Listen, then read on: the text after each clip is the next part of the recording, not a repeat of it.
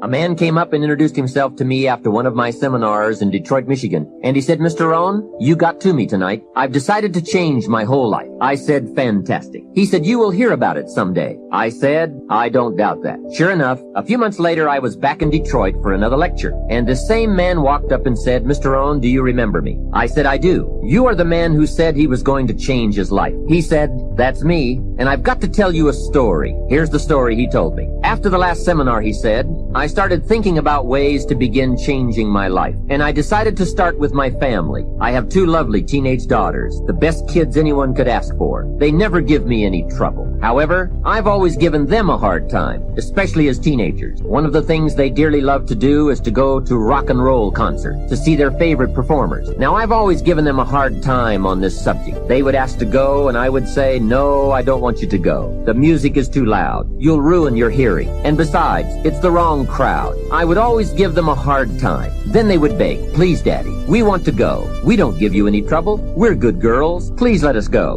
Well, after they had begged long enough, I would reluctantly throw them the money and say, okay, if you have to go that bad. So that's where I decided to start to make some changes in my life. Then he said, here's what I did. Not long ago, I saw this advertisement that one of my daughter's favorite performers was coming to town. Guess what I did? I went down to the concert hall and bought the tickets myself. Later that day, when I saw my girls, I handed them this envelope and said, daughters of mine, you may not believe this, but inside this envelope are your tickets to the concert that's coming to town. I knew it was one of their favorites. They could not believe it. Then I told them one more thing. I said, begging days are over. Now my girls really couldn't believe it. Finally, I made them promise not to open the envelope till they got to the concert, and they agreed. Now comes concert time. When they arrive, they open the envelope and hand the tickets to the usher. He says, follow me. And he starts down front. They say, wait a minute, something must be wrong. The usher looks at the tickets and says, nothing is wrong, follow me. They walk down front, 10th row, center. Now the girls really cannot believe it. He said,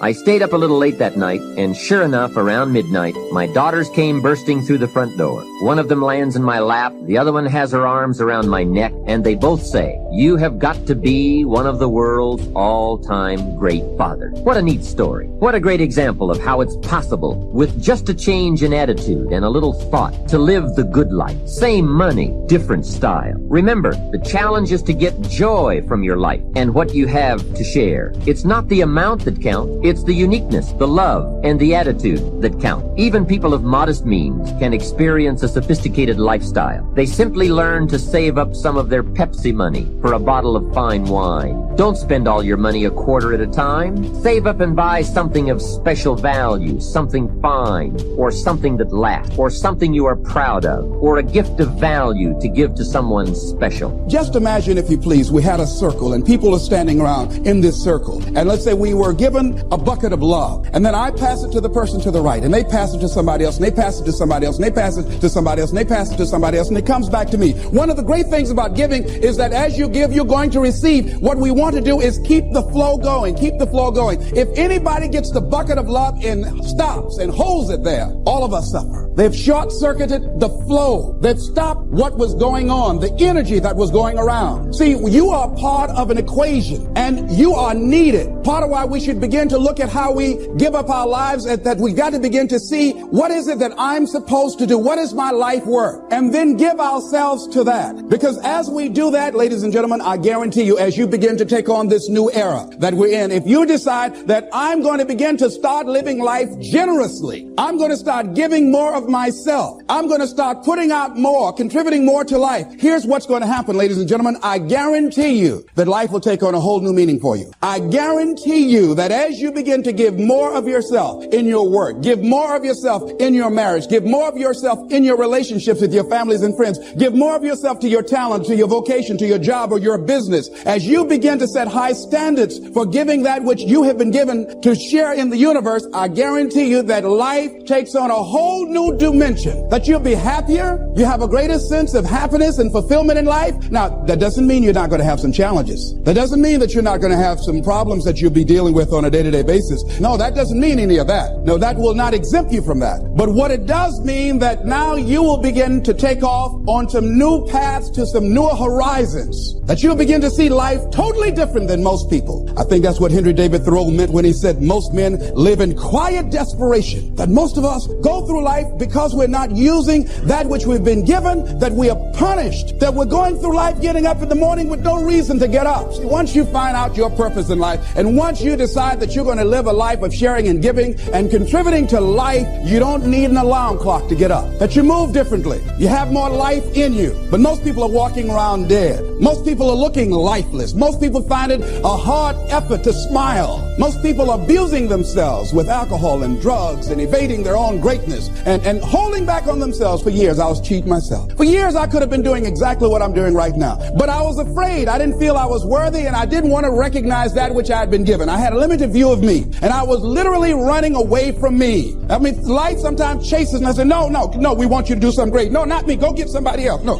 You're not talking about me. No. You don't know what I've been doing. No. We want you. We can just groom you and train you and get you ready. Me, yeah. Are you sure? Me, yeah. No, not me. No, I'm just, I don't know. I don't want to do that, see. And then the life just get tired of chase. Say, come over here. Come over. You ain't got enough sense to come. Just come over and shut up and straighten up. They just whip you so hard after a while. You say, okay. Ladies and gentlemen, one of the reasons that we should begin to give more is because we owe a debt. Reading a book, John Powell. Well, I'm afraid to tell you who I am because you might not like me, and that's all I've got. Line in there I love to quote, we are made by those who love us and by those who refuse to love us. I want to discuss an absolute conviction with you. Just something that you can really sink your teeth into. The Lord knows when. His knowledge and sense of timing has long been a discussion of theological work. That God knows is where we get omniscience. God being all-knowing, knowing everything from the beginning to the end, that the Lord knows. It is comforting to say the Lord knows when, especially when I don't. It is important for us to understand the Lord knows when, to rebuke the tendency to believe that our lives are chaotic.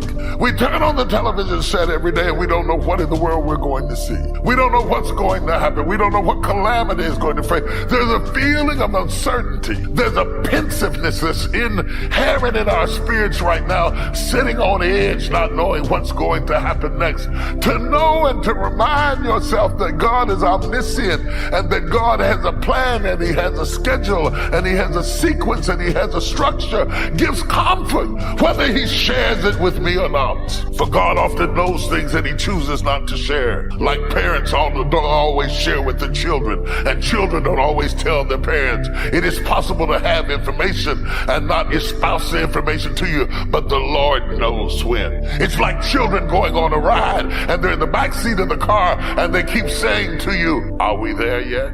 Yet they are comfortable to ride on the car in the uncertainty of not knowing where they are in the journey. They are confident because they know that their father or their mother has the wheel. Are we there yet? I don't know whether we're there yet. I don't know whether we're at the end of suffering. I don't know whether we're at the end of sacrifice. I don't know whether we're coming to harvest or not. Are we there yet? But I do know who holds the wheel. And as long as I know who holds the wheel, I'm not worried about where I am in the journey, because I know before we got in the car, you had a plan, you had a map, you had a strategy, you had a timing, and I'm going to wait on you. Jesus at one point tells His disciples, He says, henceforth I call you no longer servants, but friends. For a servant knoweth not what his master doeth. It is possible to serve God and not know when. It is possible to be your parents' child and not know. Are we there yet? It is possible to be going through a process of healing and know it's coming, but don't know when.